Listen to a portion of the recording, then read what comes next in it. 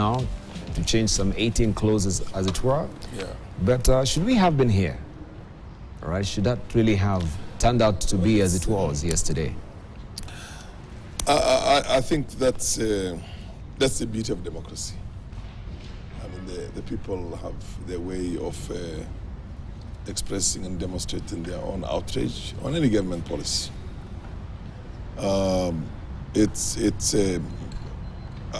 I think Occupy Parliament, in my opinion, is not a very good idea. But for people to demonstrate all over the country, everywhere, because they have to show their displeasure on certain aspects of the finance bill itself is basically what we fought for. So I did not see any need for, other than protecting certain vital assets of the government offices, businesses, and the rest of them, because our demonstrations also have a tendency to get out of hand and harm sometimes the other sectors of the economy. But it was, in my opinion, an understandable thing. There was never that excessive and non-proportional violence, even on the part of the security machinery. They arrested people, they chased around one another, and that's about all. And I think that, and I haven't heard of any casualties, I haven't heard of any deaths, and no life bullets were used.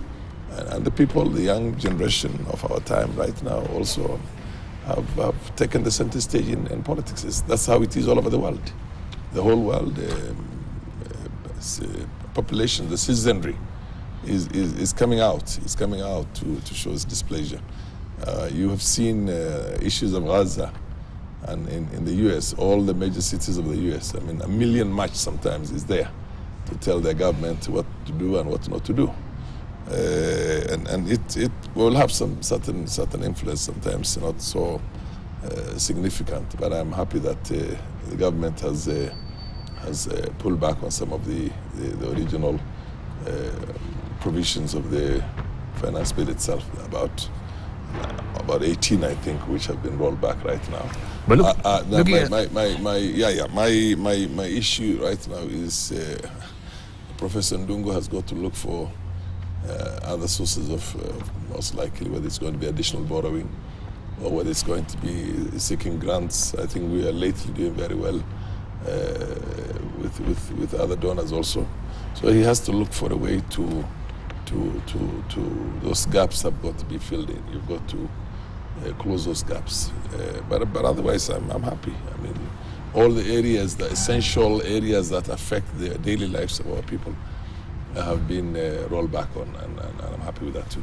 Right, some of the arrest of journalists and some of the protesters yesterday, was it really called for by the security officers yesterday?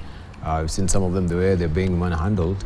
I think we should actually, depart and come away from this sort of very archaic ways of arresting our citizens. I mean, there are better ways of doing it in this epoch of time that we're living in, and we need yes, reforms. We need police to be a service, not a force that we're seeing still doing it. The blanching of young people right now. Absolutely, you are right. The Constitution is very clear on this. For many years we've fought for democracy and human rights, a struggle which has taken so many years for us to reach where we are, a multi-party democracy with a very strong constitution and Bill of Rights. The Constitution is very clear on the right to protest, the right to demonstrate, the right to picket, the right to express your views on public affairs. And this is backed by fundamental freedoms like the freedom of assembly, freedom of association, freedom of the press, and expression and ideas. And so the Constitution is absolutely clear. There is no debate about it. Mm-hmm. So what surprises me whenever we have a protest and a demonstration is the conduct of the police. Yes. And I was expecting now that our police force is led at the political level by a professor of law, a person who has studied deeply issues of human rights and democracy, Professor Kindiki. So you would have thought that he would create a condition in which our police force would have a new way of dealing with people living in a democratic society. A police force which is answerable to our constitution. So what we have seen in many of these demonstrations is the fact that there is a complete contempt for the constitution and the rights of citizens to protest. No protest has ever gone peacefully because of police interruption. And of course, in the past, we've had disorganized protesters, violent protesters. But in this particular case, we have a new generation of protesters who are using the dynamic communication system of the social media. All their discussions are in the public domain. They have approached the police. They have expressed their interest to hold a demonstration at a particular date, like yesterday. That protest was peaceful, orderly. And for the first time also, they have created a code of conduct to manage the manner in which these youngsters were protesting. There was hardly any broken window, hardly any violence. Much of the violence had come from the police because the police was trying to interrupt and stop the demonstration. So what we need is a complete changeover from the old repressive behavior. The culture of impunity, the culture of violence of the police must change.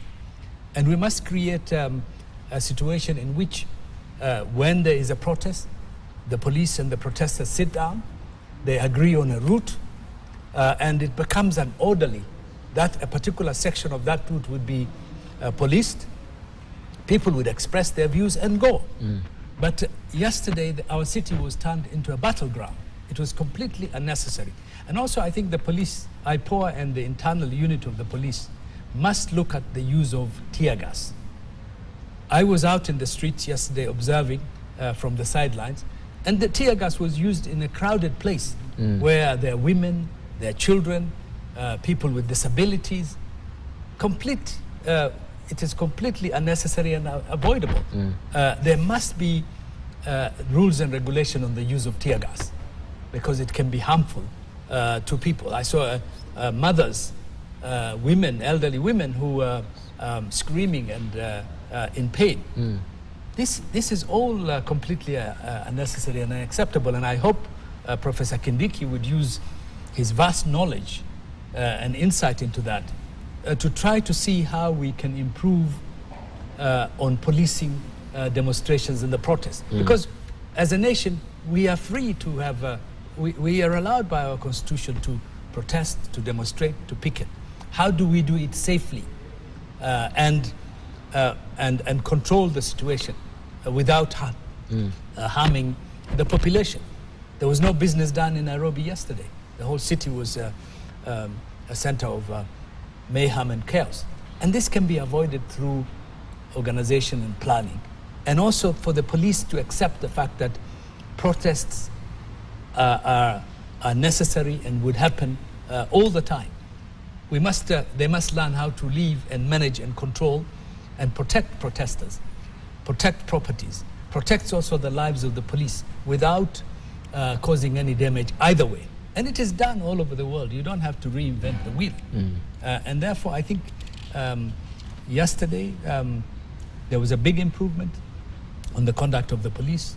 No live bullets, as we have seen, no major injuries, but a lot more needs to be done to improve the situation and to create a more harmonious relationship between the police and the public on days like that.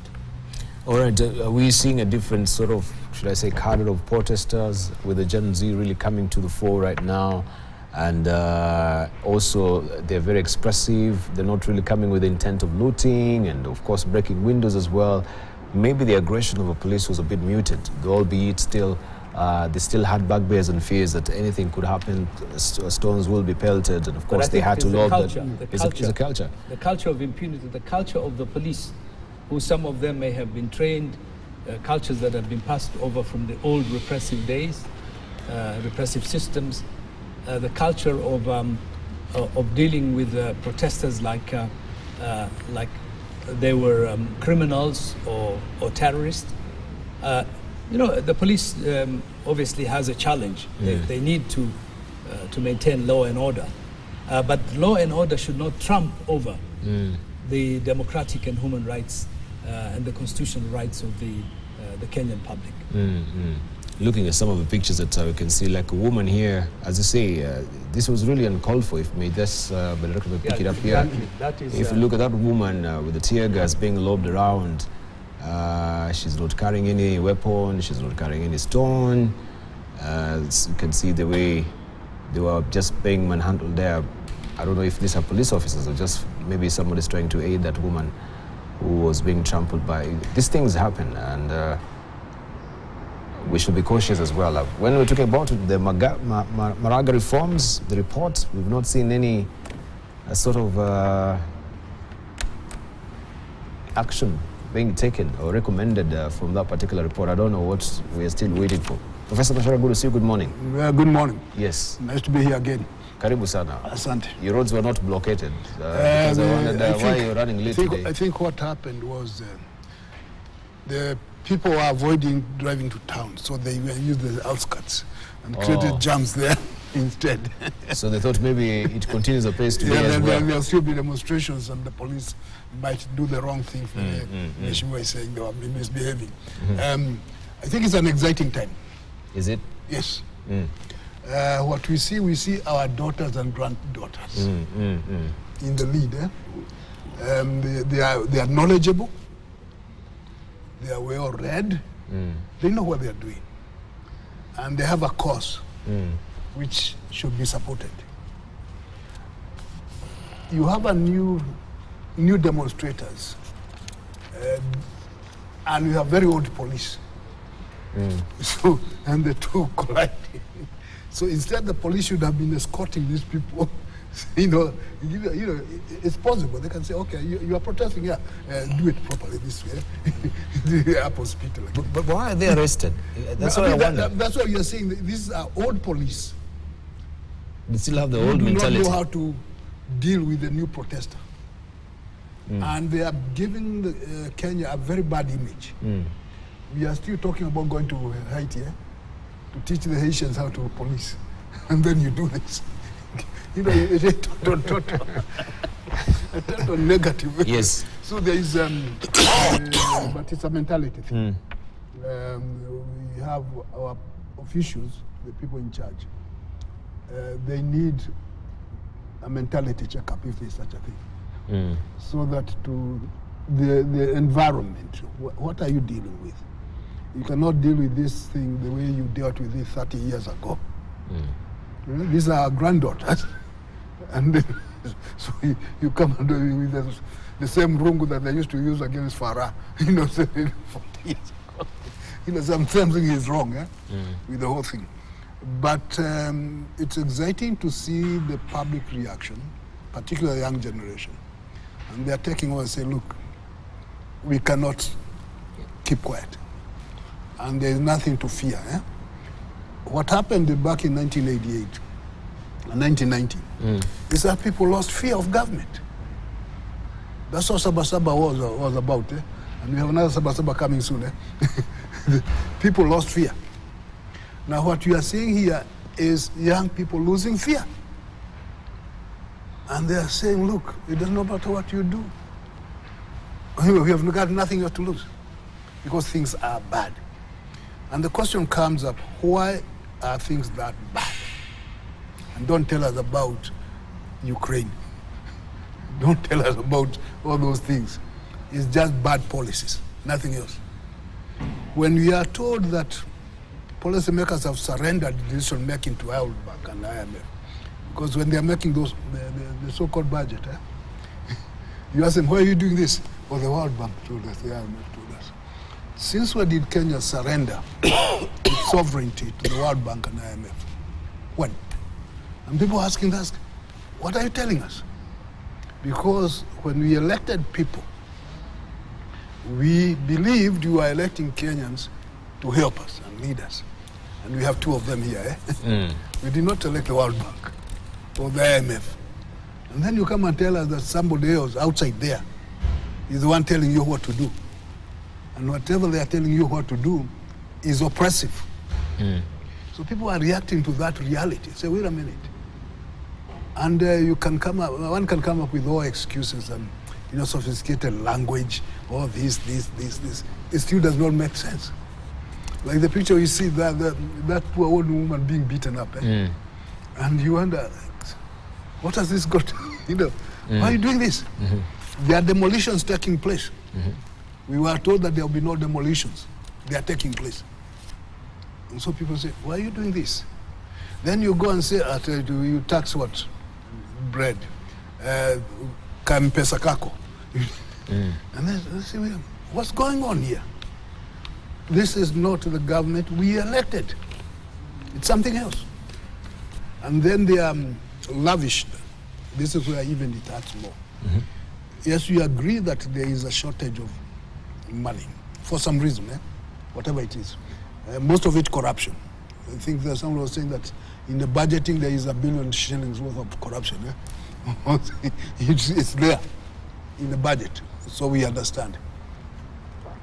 We are told there is shortage, so school children are not being fed. Schools are not operating because they have no money. Universities are completely chaotic. Lecturers, professors, the kind of Homboy people say they are subject to pecuniary embarrassment. These are the hospitals. We have thousands of doctors who cannot operate. They're not jobs. And it's got nothing to do with that they didn't study the right thing like me, who studied history. And because we told people there are no jobs because we study history, which is a fallacy. So then what do we see? We are being told that ignorance is glorious. Just see the display of extravagance. People are going to Harambes with motorcades, about 1 kilometer or so. The way things that used to be annoying, there's what we are calling the hustler grandees. These people are living large, and people can see it. And then you turn around and tell them, "Oh, tighten up your bed," when their belts are expanding. So what do you expect people to do? The apathy. So it's pathetic that people have been pushed to this level. And very unfortunately, this is only the beginning. Right, it's only the beginning. For me also, when I looked at it, I said, okay, I think it's time.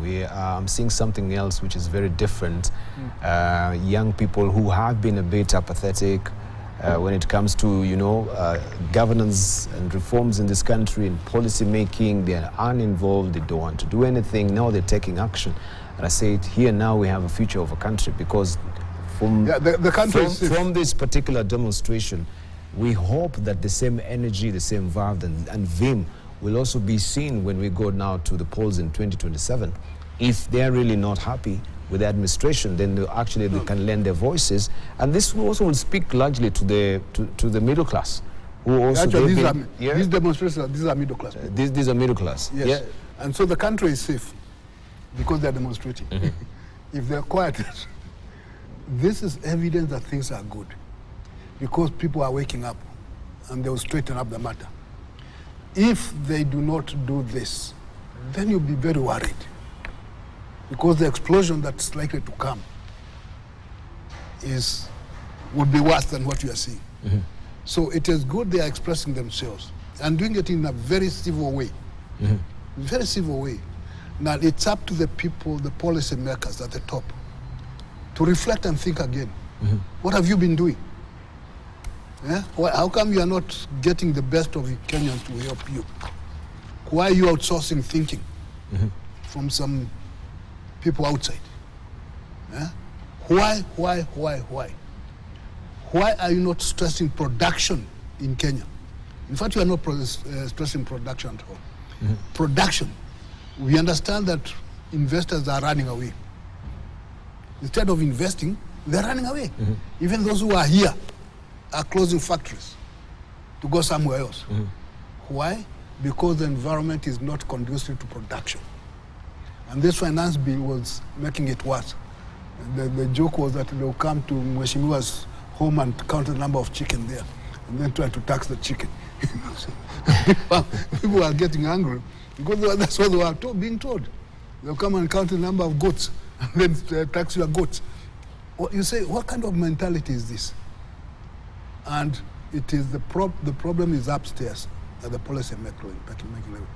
That's where the country needs to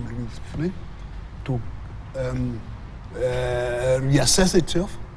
And I think if we get policy making right at the top, the country will be all right. Otherwise, there is nothing wrong with the country, except at the policy making at the top. Mm-hmm. Yeah.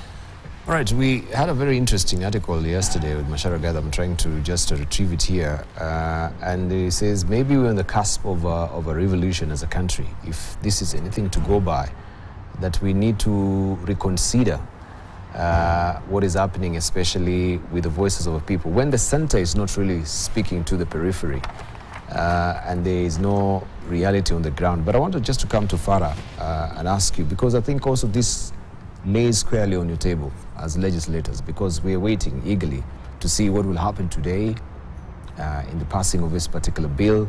There has been also questions which have been raised on the mode of voting in the House, that if they go the electronic way, that they seem, some of them, they have trepidation that something might be gamed using the system.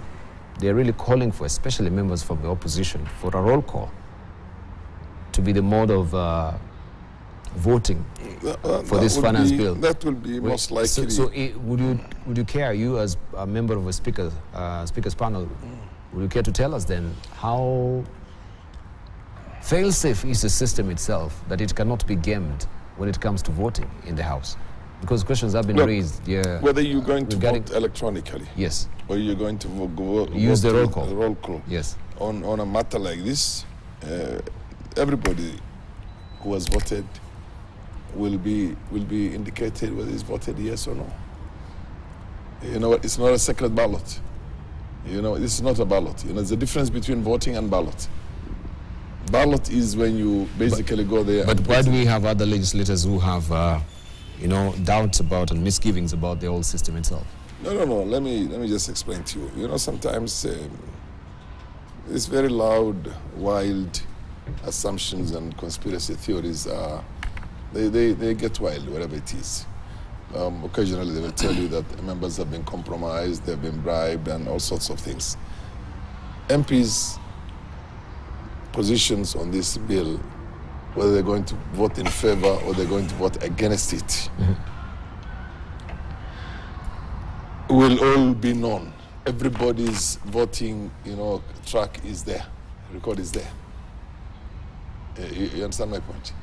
So the presumption that there's an undue influence is, in my opinion, very extremely childish, and it doesn't make any sense. If a member of parliament chooses to go in one direction and has gone in that direction and the electorate are not very happy with him, there's always the right of recall. 5 years later, there's going to be an election.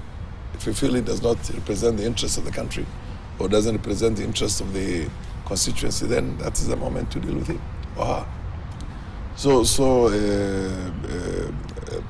Votes will be there. Whether you vote electronically or you're going to vote through manual, most likely it's going to be manual because the electronic system doesn't seem to work that well. You'll be known because you'll be asked, Yusuf Hassan, yes or no, and it's going to be on camera. And it's going to be recorded by the clerks who are doing the tally.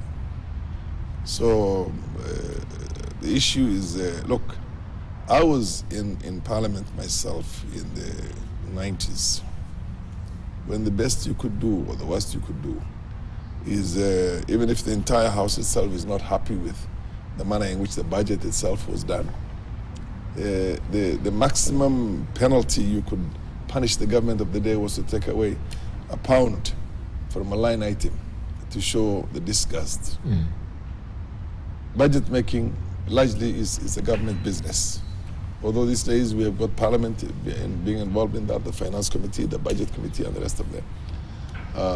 Finance does all the financing of the budget, and the budget committee does allocations. But at the end of the day, again, it's the government which does that. That's why you have minister in treasury. And that's why you have technocrats in treasury, directors of budget and all that. And they will work out on government priorities in terms of development, recurrent expenditure, and everything.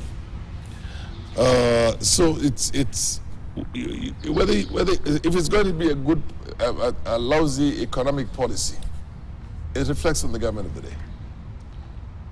You see what I mean? If it's going to be a very good one, it reflects on the government of the day too.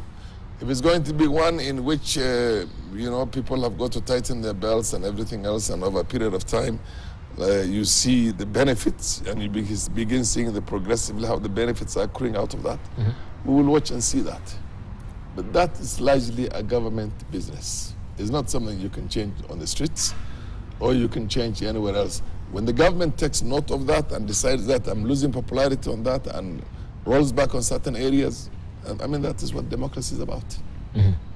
You remember, you used to have something called Reaganomics. Mm-hmm. When Ronald Reagan was the president, which was called a voodoo economy. Mm-hmm. You know what I mean? Actually, voodoo is an African thing, but they were calling it voodoo. It's a black thing. It comes from Haiti and all those other areas. And again, they were there. Right now, although the Democrats do not have the majority anymore in the both houses in the U.S., they do a little bit of horse trading, give and take. Mm-hmm. So these things are normal. They're very, very, very normal. The only country where any other institution does not have any powers or any authority to do anything about the budget of the day, mm-hmm. other than the government of the day drawing it up and taking it to the Queen of England is UK.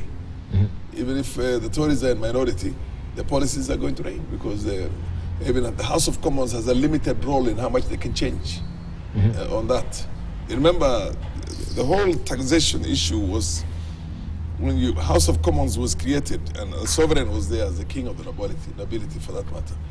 And the idea was that it's not taxation without representation. Mm. It's a movement that came about many, many years after. Before, the idea was that the common people were going to work for the nobility and the sovereign. Mm-hmm. And basically they were taxed. And that money was but that has changed a bit. So what basically I'm trying to tell you is that in the US, for example, if the majority insists on not passing that budget, which Biden, for example, has drawn up, he will wait and tell them, okay, let's have a government shutdown.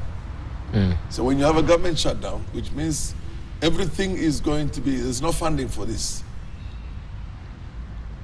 And the common person begin now having problems. The civil servants don't get paid.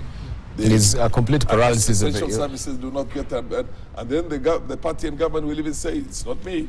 These are the ones who are doing it. You know what I mean? Mm-hmm. And then you can have the people turn against you. Because when the police are not very well funded, properly funded, when the schools are not properly funded, and there are no schools, shutdowns here and there, government agencies, you walk into a government office and the workers are not there. The salaries are not there. It takes another dimension altogether. So it's not just a very easy thing to look at it. When you look at it holistically, because we're not trying to reinvent the wheel. It's like, what is the worst that can happen? All right. Even if there's a philosophical difference here. Yeah. In the United States, it is Congress that gives money. Yeah. It is the one that gives budget, finances, and everything. The executive has no money of its own.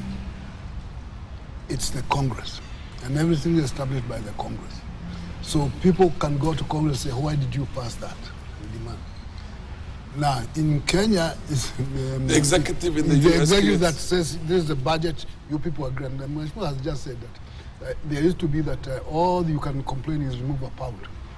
Yes, in the old parliamentary system. So, but that's thinking that who is it that provides the money, creates the money, proposes? It says now here, if the executive wants, the executive gets. And then the MPs just go through the routine of saying yes. Okay? And whether but on the other side you have, no, wait a minute. We are not going to do it as a matter of expectation and right. So it's an approach issue. And whether as a country, because I listened to Ms. say, whether a country needs to go back, to go out of here and say, look, can we change that approach? That if it is not acceptable, it's not acceptable. Because we have no impression that whether you like it or not, the government has, the executive has said you have this, then take it. Can we change that approach? Parliament can reject what you call it. Well, the budget even in the US is created by the administration of the time. What Congress does, it either approves or disapproves, or has issues with the line items. Now, if there's a horse trading, give and take. If they cannot reach an understanding, the president also will say no, he's not going to assent to the bill. We have exactly the same kind of a situation here now. As Parliament, we can reject this the budget which was created by the government of the day. But the president will say, okay, I'm not going to assent to it also. The paralysis comes in straight away. Straight away paralysis comes in. Because it's the role of the executive to levy taxes, to apportion development money, to do all that. Parliament also has the capacity to say, no, we're stopping all these things. You know what I mean? If it says, that it's not that the Parliament can override the president. Nobody can override the other. The executive cannot be overridden also. They have that. It's just like any act, the final assent to the bill itself. So because when you go to, the finance bill is a bill, it becomes an act of Parliament after the president has sent it. The only way you can override that is with the constitutional majority, and it has to take a period of time that essentially is not sufficient. It's not good for the government, because then the government will paralyze. So what basically it is the government of the day that promises the development agenda. So it gives them the exclusive right for them to put together a budget the way they want it. Thank you. Because that's their manifesto. All right, thank you. Thank you. So how will you vote today? Is it a yes or no? Well, that's up to me. I mean, when I go out there, I'll but you can it will be in the public gallery. So what makes you not declare here on the show that whether it will be a yes or no? Listen to me. Whichever way I vote myself, it is guided by a philosophical, principled manner. It's not going to be done with anything. And I'll be able to explain. This is a binary question. You need a binary answer. Will it just be a yes or no? Let me tell you, I'm going to study exactly what has been removed now. And I'm going to look at it and see whether this is going to be in the best interest of the government, country itself, or not.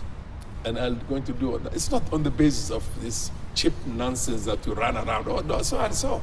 You can't run a government or a parliamentary legislative body through strict, what you call social media and the kind of stuff and all. You people, the masses understand very little about some of these things the way they happen, other than where it pinches them hard. You get my point? Where the problem is. But you cannot rule a country through the streets. And you can't rule them through that rudimentary, very simple, journalistic nonsense in which you can say, which way are you going to go? Are you in this direction or that direction? No. You can't just call it. So what they're doing, that's pure nonsense? If I may ask you. Isn't this an epitome of Kenyans who are really frustrated, who are demonstrating outside? Why would you? That is how democracy works. Indeed. Then we can't actually come and say that we can't rule a country by demonstrations. What basically I'm trying to tell you is that you see that role of the male, very pedestrian way of looking at governance itself as statecraft is not right. It is good in the sense that people can express outrage, and the real planners can go back now. But what is the secret? Because it will be the public gallery, as you say. It will be a roll call. Everyone will know. We'll have the Hansard. See, that's the point. Yeah. And who changes the planners? It's you people, the ordinary people. Is the ones who change the planners. They're the ones who elect the members of parliament. They're the ones who elect the government of the day and the executive itself. You see what I mean? So if something goes radically wrong, and in which that governance itself is done in a very fundamentally bad way, and that does not serve the interest of the nation, of course, people will get they will get the boot within that period of time. And of course, progressively, there are all those brilliant guys. This country is lacking one thing, let me tell you, which we had during our early days. We always had brilliant intellectuals, professors, economists, political scientists coming together and discussing some of these things and giving positions on that. That's no longer obtains today. And why is that the case? It is not obtaining because I don't know why. We have a dearth. We have a dearth of that good ideas coming out. There's no doubt. It's only that they're not really involved. That's why. That's why. Somebody, there's so many intellectual, now the person, people who try to fill in there are sensational media guys like you. You know what I mean? Who basically would want to create a sensational thing out of it, and they think it's it's either socially correct or politically correct, and everybody else who jumps into the fray and gives a position on that. No, we need good minds to look at these things. Economies are run through taxes. We're not Saudi Arabia. Saudi Arabia never used to tax before. Let me explain to you. The US is the most taxed country in the world. I need to involve we'll circle back. We'll circle back to you. Let me just hear from Honorable Yusuf Hassan on this as well. Just moving forward, you yourself also, you're not really happy with the current finance bill, are you? Well, there's some clauses, of course. We agree everyone should pay taxes. The finance bill is a big bill. Yeah. It has got more than 100 clauses, I think, if you look at it. Much more than that. Yeah. So it's an omnibus bill. It carries a lot of things. It carries everything. Some of it is very positive and necessary, and some of it has problems. And the problem we have raised with this particular bill, for example, the bread tax, which has now been removed, the cooking oil. These are contentious issues. We are going through a very difficult economic times. In my constituency, the majority of people live in informal settlements. These people are squeezed. Small businesses are closing, not only the big investors. And people are feeling the pinch. So there is, in the crafting of this particular bill, and when you include bread tax, cooking oil tax, airtime, things that makes life better, a little bit better in poor and marginalized communities.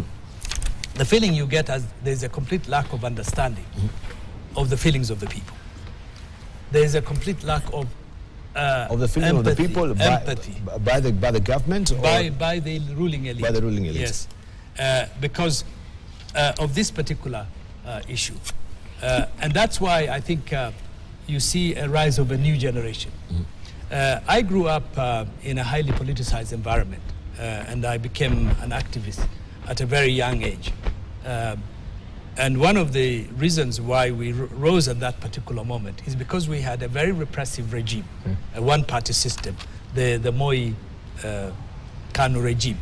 So we formed committees, political organization. For example, I'm one of the founders of the Committee for the Release of Political Prisoners when Moi was locking up a significant number of political activists, which included politicians, academics, students. And then we were also one of the first people to create publicly challenge the monopoly of the party. We created organizations like Ukenya, Umoja, Mwakenya, to kind of challenge the system. But it was so repressive that either you had to go underground or you have to be taken to jail or go into exile. I went into an exile, and in 22 years, for example, I was outside this country during Moi's regime, and many others also suffered the same consequences. But when we fought and defeated the system, a lot of what I came back to, for example, was a very passive society, passivity, non-political intervention. Young people who are materialistic, they're looking for improvement in their lives, but not interested in the political element of it. The other thing was the middle class, the complete lack or indifference, lethargy, political lethargy in the middle class is also a very shocking matter, that you don't come out to participate in political activities, you don't come out to vote. For example, in the last election, only 14 million people voted. And the current government was elected with half the numbers of that.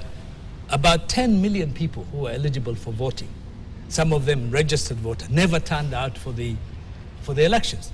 So I thought we were going into a political decline, because when you have such a significant number of your population not participating in the political process, then you have a problem.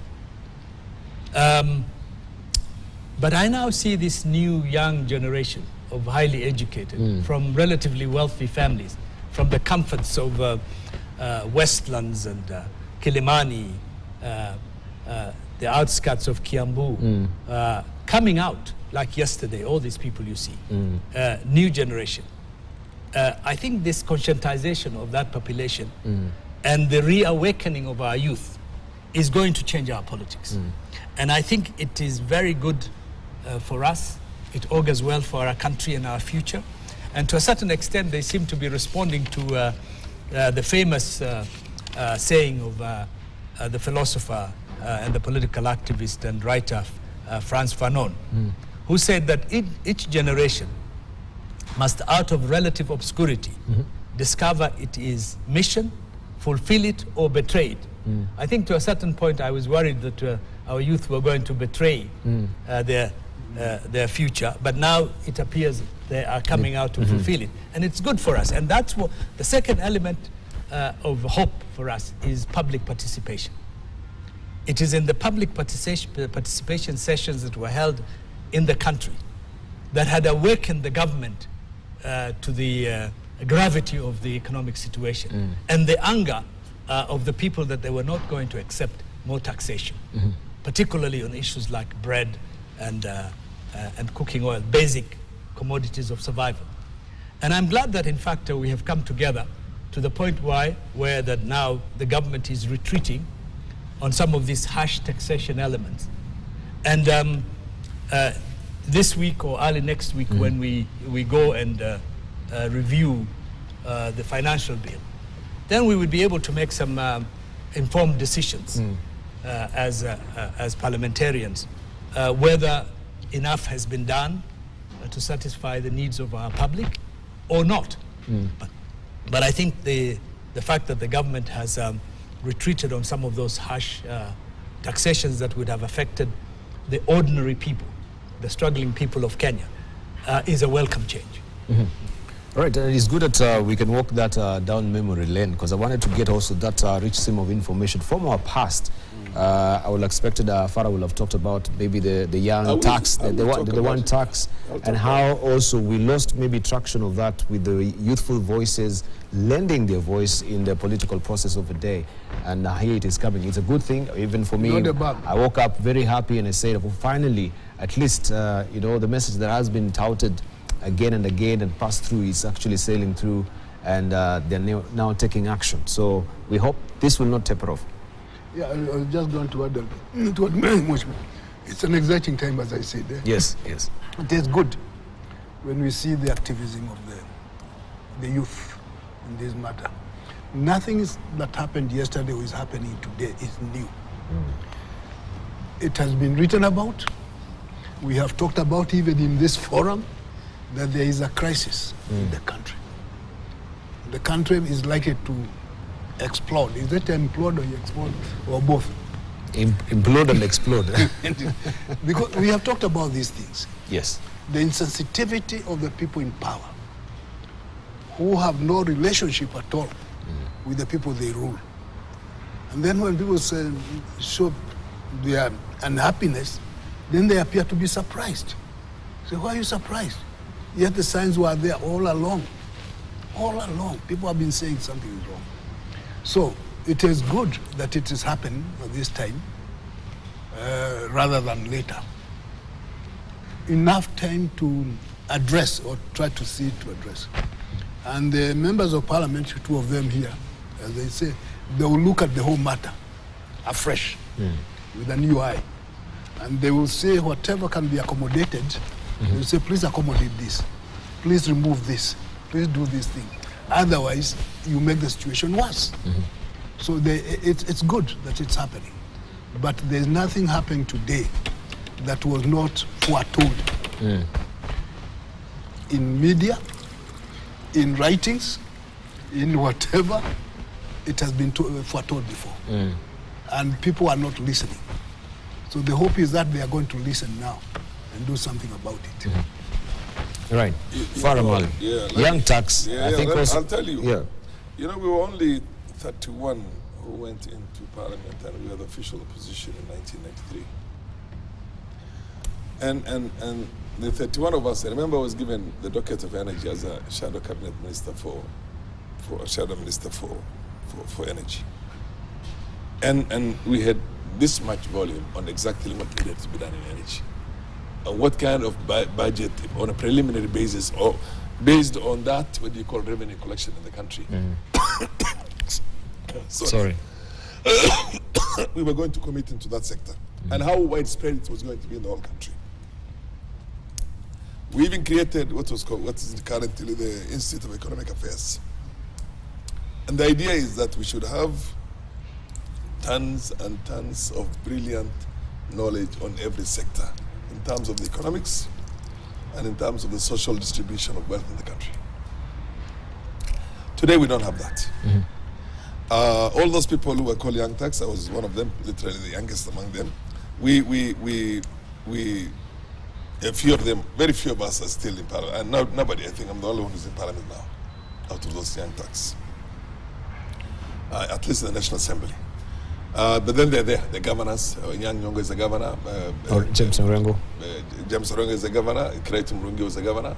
Gitobi Manyara is still active in politics.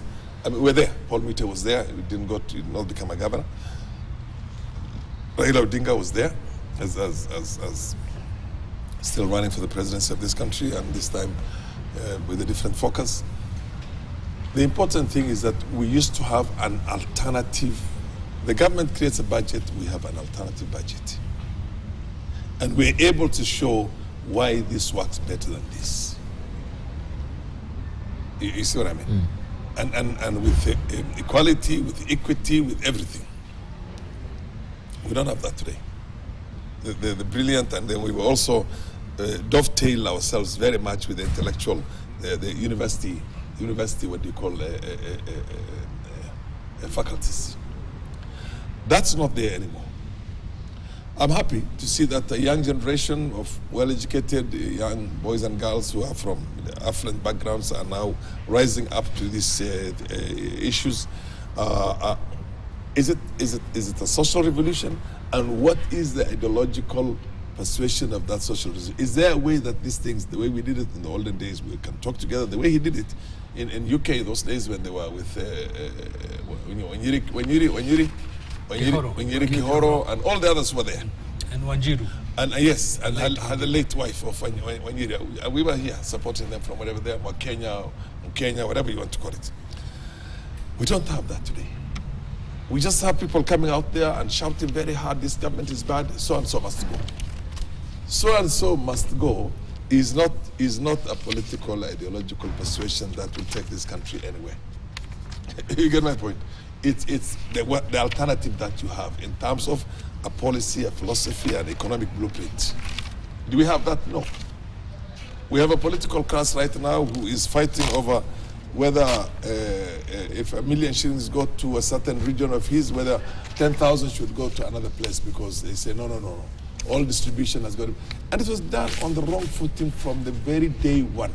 Sessional paper number 10, which decided that this was going to be a segregated, separated country. Some areas were going to be developed very well. The rest were going to be left to God. So we fought for independence. We fought for emancipation and equality for all Kenyans. We created something akin and similar, exactly carbon copy to what the whites had left behind. Do we have that kind of what do you call governance right now? Yes. Yes. You have areas in this country that do not have 1 kilometer of tarmac road. They don't have one, what do you call, national grid taken to them. They don't have anything. They haven't seen government. You get my point? And we have areas that have been guzzling and swallowing 85% of the national development over this period of time. So this country needs to have a very powerful conversation, not only how to protect Kenyans from these purity taxes, but how to go forward from today on. Because we're still headed for a collapse of the state, I can assure you. The states will not collapse because of unfair, what do you call, taxation regimes in the states collapse because there's a problem in the country, there's discrimination in the country. Certain people feel that they've been left out and they can only take up arms to come and kind of reassert themselves. If it is the war in Rwanda, if it is the war in Uganda, if it is the war in Somalia right now, in Ethiopia, the bedrock of all that is a feeling of being discriminated against and left out of the national discourse. So this country has to have a serious, what do you call, conversation. We're now talking about an elite group that is in Kilimani, in Karen, in Runda, in Westlands, and the rest of it. Now, who cares about what's there in Takwel Gorge and in Turkana and in North Hor, where people trek for days just to access a little bit of water here and there? So let's collect certain taxes. Let us, do they eat the bread? Does somebody who is in Wajir and Mandera, in that remote areas, worry about bread? They have never seen bread all their lives. They haven't seen, there are no bakeries, there are no bread there. They can't afford it, it's not there. They drink milk, and occasionally, after a very long time, they might get a little bit of protein in the form of meat. So we have a country with a serious diversity, with serious differentials in development itself. We need to have a conversation in this country. Let's collect taxes for the benefit of all that, without any discrimination. Let us see what is good for every Kenyan in this place. And right now, I do agree there are certain very offensive, what do you call, punitive taxes. Punitive taxes. The government has already said we're going to remove it. They will have to look for other resources to fill those gaps. But that is not the end of it. When I talk to my people and tell them that these punitive taxes and the rest of it, they say, who cares? We don't even eat bread. You get my point? We don't use diapers. We don't use what they call all these things. Our children don't know. Our girls don't know what they call the stuff that what do you call it? Sanitary. Whatever sanitary it is. The children don't use. I mean, they defecate outside there and everything else. And that's part of Kenya still. You get my point? So we have a problem even digging pit latrines and looking for agencies and other things and trying to also engage county governments and the rest of them to give them that basic hygiene. Because they're still living 50 years, 80 years behind Nairobi here where we are. Or the region, the center. You can call it the center.